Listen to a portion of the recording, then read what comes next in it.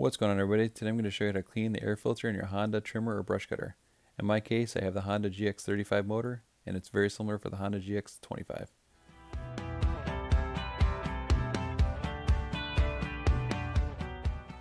The only thing you're going to need for this job is some soapy water, and some new motor oil, and some paper towels.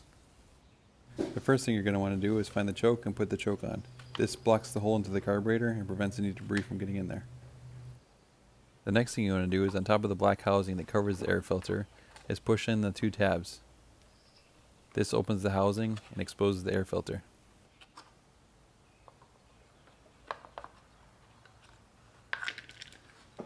You can see with the choke on, it's covering the carburetor and preventing any debris from getting in.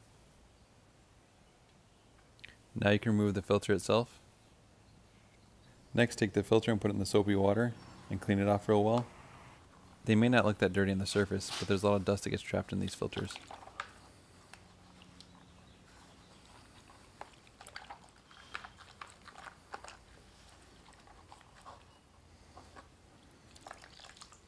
Once you're happy with how clean it is, you need to squeeze out as much water as possible. If you want to make sure it's totally dry, let it air dry for a couple hours. While that's drying, I usually take the filter cover, clean that out, and also clean out the filter housing itself.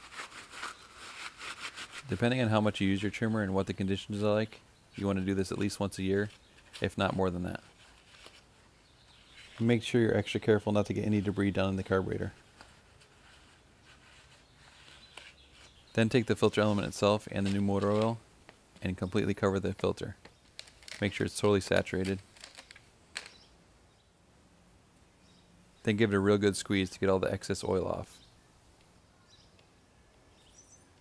Next, reinsert the filter back into the housing.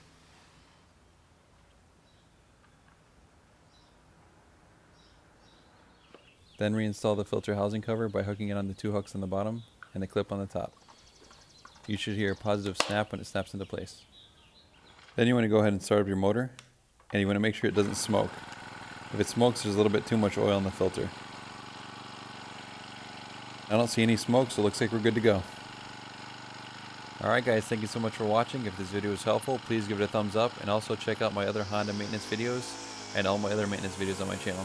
Alright, we'll see you in the next one.